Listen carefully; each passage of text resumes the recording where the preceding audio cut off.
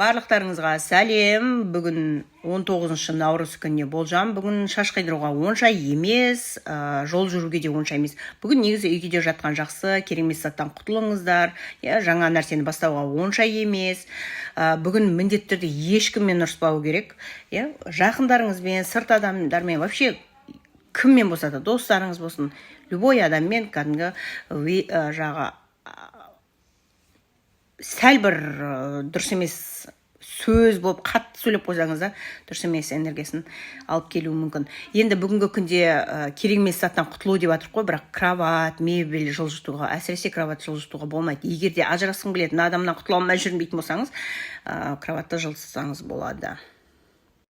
Огонь ин белгісіне асыл адам. Бүгін көмек сұраңыздар, көмек міндетті түрде беріледі. Періштеңіз қасыңызда. Металл яндарға білім алуға өте жақсы күн.